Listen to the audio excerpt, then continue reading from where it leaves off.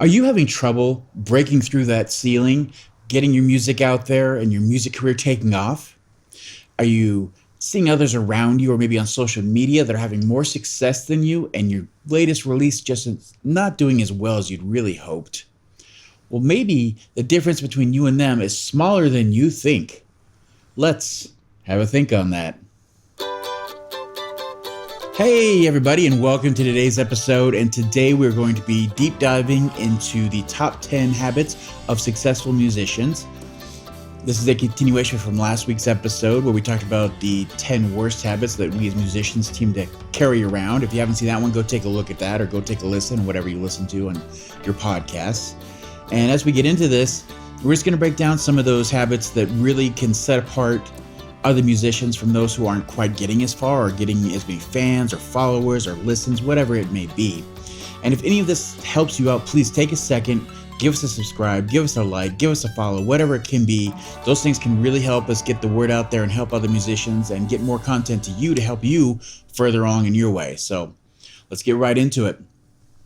First habit of those successful musicians that maybe you're not quite doing yet is they are consistent more than not. So if you see somebody that for some reason is having more success than you, or an artist that you love and you're trying to figure out why they made it where others didn't, a big reason of that can be when it came to their career and putting out music and putting in the grind, practicing their instrument, writing their music, whatever it is, they found a way to be more consistent doing those ups and downs that are inevitable in all careers, all facets of life. You know, we all get busy. We all take on different things. Life will bombard you if you let it. But those who tend to stick out and find success are usually the ones that find a way to, build a routine that's consistent and be there when they need to be there. And if you're finding that might be the thing holding you back, a big thing you can do is, of course, just build a routine. Be very conscious of what you're doing daily, with your free time, with your practice time, with your writing time, how you're promoting yourself to others to get shows and all of that kind of stuff. Just be very mindful of that and start to build a routine around that so that you're more consistent. Figure out why your highs, when things go really good and you're feeling great, why are they happening and what can you do to continue that success? Same thing on the other side. If things are going bad and you feel like you're, especially this time of year, which right now this is coming out in, mid to late January, that's a great time where we start to hibernate. But a lot of musicians that are successful are spending this time not just hiding away and waiting for, the next season of great shows and putting out music. They're writing, they're practicing, they're making connections, they're out doing promotion stuff on podcasts. They're doing all those things during the down times to stay consistent, stay sharp, find ways to keep the momentum going, which is the hardest part of any of this. And just being consistent is the number one thing when it comes to setting, who's making it, who's not making it. Number two goes right with that, and that is goal setting. So those people that have done that exact scenario where they've looked at the wins they're having and taken a harder look at the failures and the down times and all that kind of stuff, and taken those successes and found a way to set goals around that. Goal setting is one of the best ways to make sure that you're always moving your momentum forward. And if you're not, holding yourself accountable because you've written it down somewhere, you have some way to look back and say, oh, I kind of missed the boat on this one. What can I do to incorporate this, get it where it needs to be, and be more consistent moving forward? So, just make sure that if you haven't taken the time to set your goals, even just for the next month, 2 months, I would say at least for a year. That's always the best, but have some sort of plan, some sort of goals set out for yourself so you know what you're striving for. And it's okay to have one or two of those that are well beyond, the reality of what's going to happen. That's okay if you I want to play a show for 10,000, 20,000 people. Having those lofty goals in the future, it's okay. It kind of gives you, your brain starts to function in a way where it starts putting, how do I connect the dots from where I'm at now to get to that? And that can be a great process for your brain. So it's okay to have one or two of those goals in there where you're going to fail, but it's the right mindset and it's starting to get you working towards those goals long term. And like I said, connecting those dots is the big part on that. Another one that might separate you from, some of those people that you find more successful, or maybe you just haven't got there yet.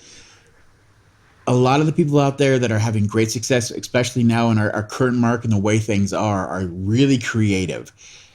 And I hear a lot of people say sometimes, I'm just not creative enough, or that's not how my mind works. But that's not true. If you're writing music and you're playing music, your mind is finding ways to create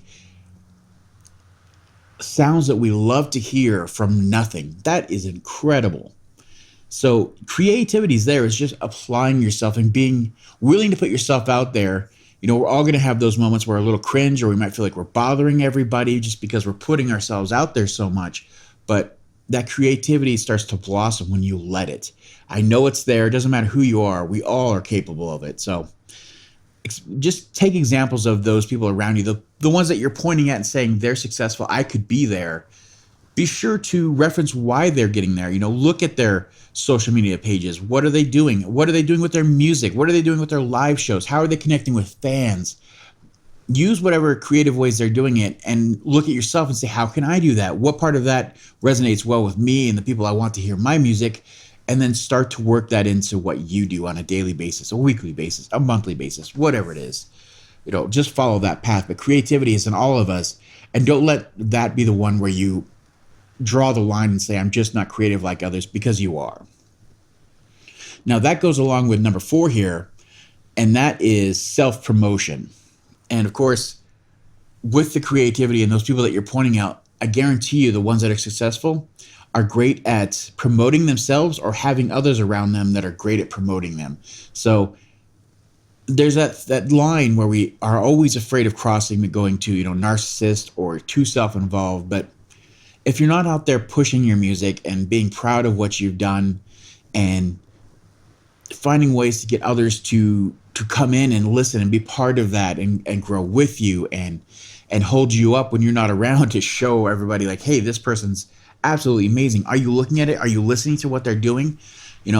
Self-promotion really is a huge part of what we do now. And that's all social media is. It's just self-promotion. So the better you get at this, the easier the job becomes. You have usually a system in place where, your music's ready to go. You have a fan base ready to listen to it, all those kind of things. But just be aware of where you're at now and just get better at it little by little. Find ways to, when you're writing songs or recording something, to make something out of that and promote what you're doing. People love to see where you're at in your journey right now. Just find those little moments and become better at finding ways to add that to what you're doing and share it with everybody around you.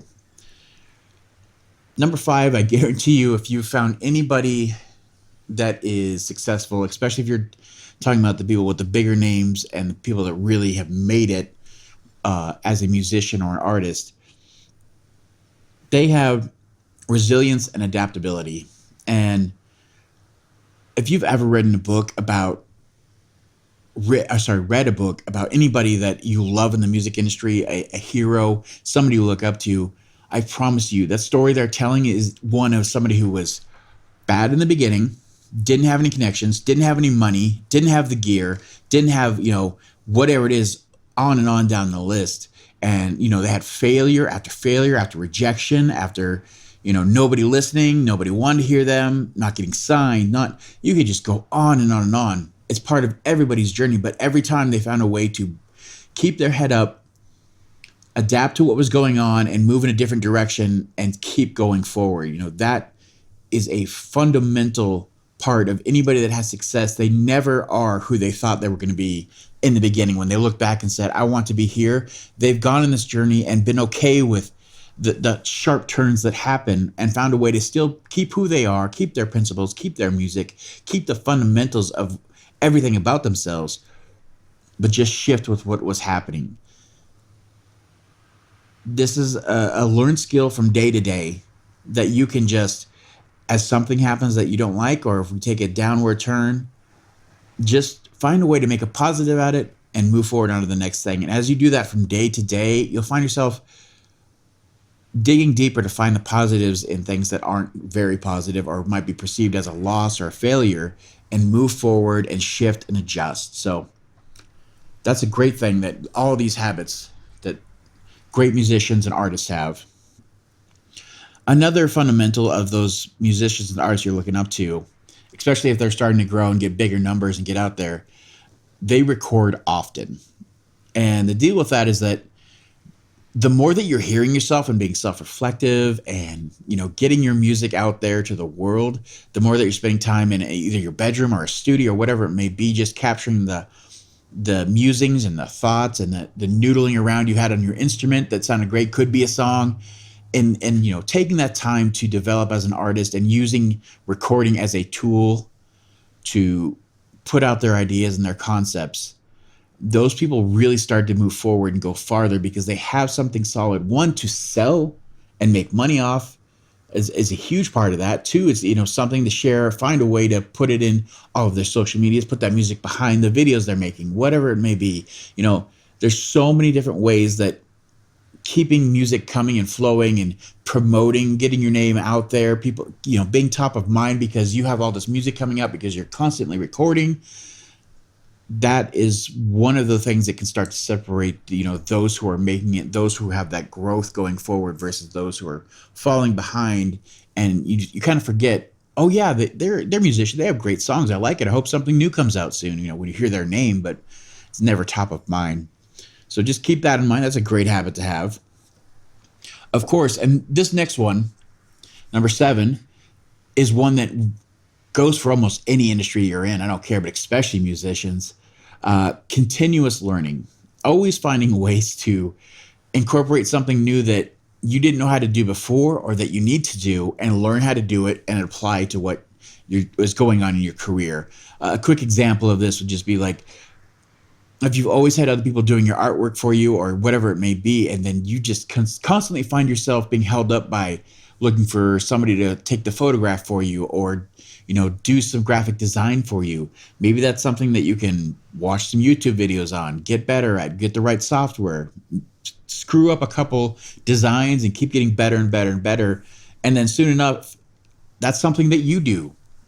You don't have to turn to somebody else. You don't have to wait around or pay somebody to do it because you've learned to do that and you've gotten better at it.